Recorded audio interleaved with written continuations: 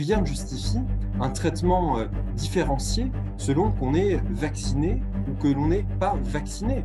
Il n'y a strictement rien aujourd'hui dans la loi qui permette d'assurer et d'affirmer que la vaccination serait un devoir citoyen. Un chef de l'État qui use de l'injure pour essayer de convaincre une partie de la population de se vacciner, c'est désolant. Et non seulement c'est désolant, et on peut penser que c'est complètement contre-productif parce que les personnes qui n'ont pas voulu être vaccinées, elles vont être encore moins convaincues par un propos qui est de l'ordre de l'invective. Effectivement, ça peut poser une question par rapport à sa qualification pénale. Est-ce qu'on n'est pas face à une forme d'injure face aux personnes qui sont concernées? Les propos d'Emmanuel Macron sont d'une extraordinaire gravité.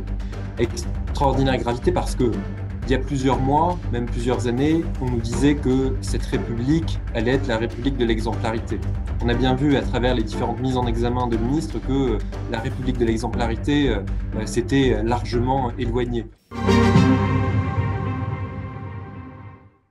Macron a-t-il droit d'emmerder les Français? Eh bien, on vous propose cet entretien avec l'avocat Vincent Brengart. Le débat parlementaire sur la loi relative au pass vaccinal a failli dérailler parce qu'Emmanuel Macron a, dans une interview au Parisien, assumé sa volonté d'emmerder les non-vaccinés. Selon lui, un irresponsable, c'est ainsi qu'il qualifie le non-vacciné, n'est plus un citoyen. Il avait déjà donné un avant-goût de ce type de raisonnement lors de ses vœux télévisés de fin d'année. Tous ensemble, nous allons donc traverser cette nouvelle épreuve en suivant les mêmes principes que depuis le premier jour. D'abord, nous protéger. Protéger les plus vulnérables, protéger nos hôpitaux et nos soignants qui sont sous forte pression alors même qu'il faut soigner les autres maladies. Protéger aussi notre économie et nos emplois, comme nous l'avons fait avec le quoi qu'il en coûte. Ensuite, nous attacher, sur la base des faits, de la science, à prendre des mesures proportionnées. C'est exactement ce que le Premier ministre et les ministres ont fait ces derniers jours. Tout faire pour éviter de prendre des restrictions qui pèsent sur nos libertés et veiller à respecter tous nos principes démocratiques. Enfin, nous appuyer sur la responsabilité de chacun, principalement en se faisant vacciner pour soi et pour les autres. Être un citoyen libre et toujours être un citoyen responsable pour soi et pour autrui. Les devoirs valent avant les droits. Mais se faire vacciner est-il vraiment un devoir si l'on s'en tient aux normes en l'état actuel du droit? Nous avons posé la question à notre ami Vincent Brengart, avocat au barreau de Paris, spécialisé dans les questions de liberté fondamentale. On voit qu'il y a une difficulté de la part de ce gouvernement, c'est qu'il ne souhaite pas, aussi probablement pour des raisons techniques et juridiques, rendre la vaccination obligatoire. Il ne souhaite pas rendre la vaccination obligatoire, donc il oscille entre les deux.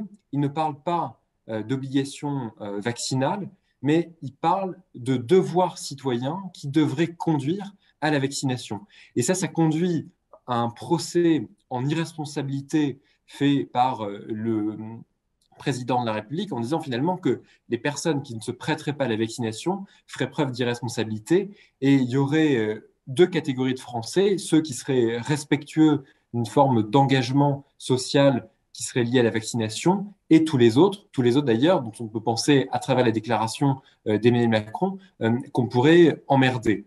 Mais en tout cas, d'un point de vue purement technique et purement juridique, il n'y a strictement rien aujourd'hui dans la loi qui permette d'assurer et d'affirmer que la vaccination serait un devoir citoyen. Le président de la République a parfaitement conscience du fait qu'il ne pourra pas revenir sur les déclarations qui ont été faites depuis le départ, à savoir que la vaccination n'allait pas être rendue obligatoire et le fait qu'il fallait s'assurer qu'il y ait un consentement libre et éclairé des personnes faisant l'objet de la vaccination.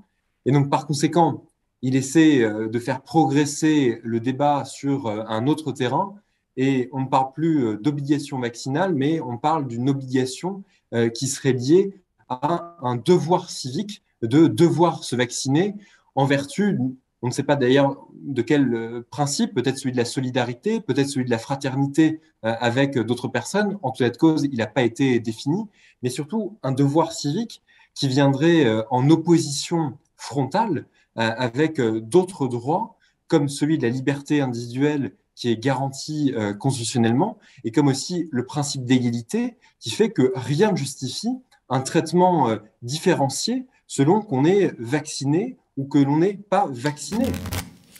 Emmanuel Macron, en tant que chef de l'État, garant de l'unité nationale et clé de voûte des institutions républicaines, a-t-il le droit de se servir de la force publique pour satisfaire son désir d'emmerder, selon ses propres mots, une partie de ses concitoyens? Nous avons posé la question à Vincent. Les propos d'Emmanuel Macron sont d'une extraordinaire gravité. Extraordinaire gravité parce que il y a plusieurs mois, même plusieurs années, on nous disait que cette République allait être la République de l'exemplarité. On a bien vu à travers les différentes mises en examen de ministres que la République de l'exemplarité s'était largement éloignée.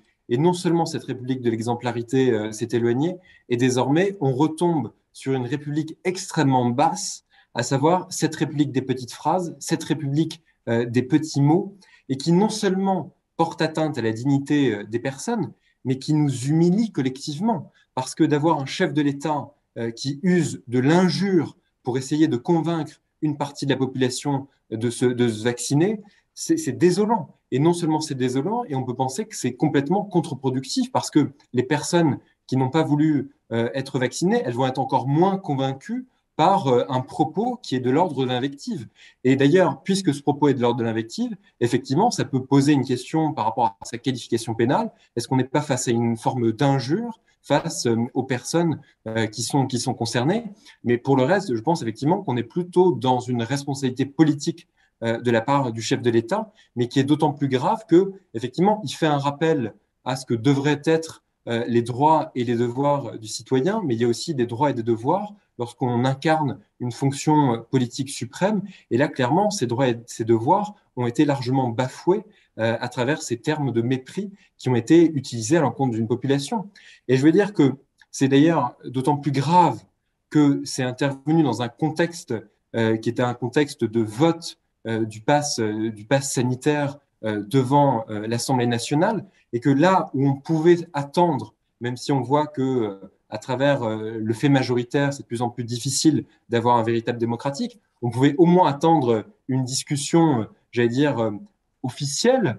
Eh bien, plutôt que d'avoir cette discussion, vous avez un débat parlementaire qui s'est polarisé sur cette question de l'injure du chef de l'État, alors même qu'il y avait des questions vraiment essentielles à pouvoir débattre.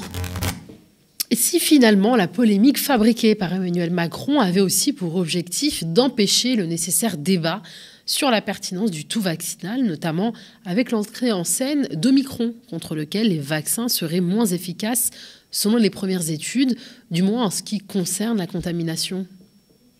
Moi, je reste juriste, je ne suis pas scientifique, donc il y a des considérations sur lesquelles il m'est difficile de m'exprimer. Cela étant, je veux dire, par rapport à ce qu'on sait de l'épidémie, en tout cas, on voit qu'il y a une évolution parce que au départ, notamment lorsque nous avons mis en place cette politique de vaccination, on savait qu'elle poursuivait principalement deux objectifs. C'était la limitation de la contamination et la limitation des cas graves.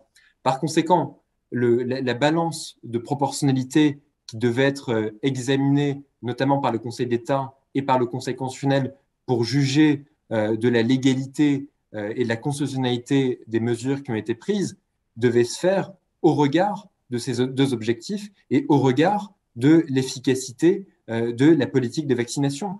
Mais on voit que face aux variants Omicron, il y a aujourd'hui une reconnaissance du fait que l'effet de la vaccination n'est pas tant par rapport à la contamination, parce que manifestement, les données scientifiques dont on dispose mettent en évidence le fait que le vaccin n'est pas forcément efficace pour pouvoir limiter la contamination, mais qu'il le serait au bout d'ailleurs d'une troisième, voire maintenant d'une quatrième injection, contre les cas graves. Mais on voit que par conséquent, la question de la contrainte doit vraiment s'observer au regard de ces cas graves et pas au regard de la question de la contamination qui, encore une fois, pouvait éventuellement se discuter il y a quelques mois, mais qui ne se discute plus devant le variant Omicron.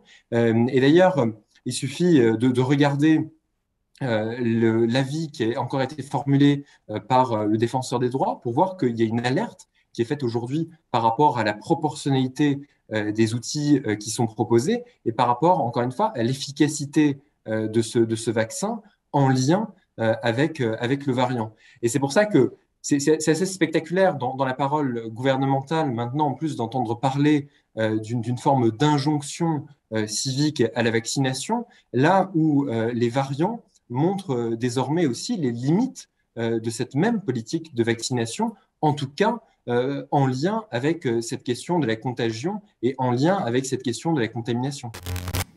Voilà, c'était, rappelons-le, des propos qui sont extraits d'un échange entre Vincent Brengart, avocat spécialisé dans les questions de liberté fondamentale, et Théophile Kouamouo.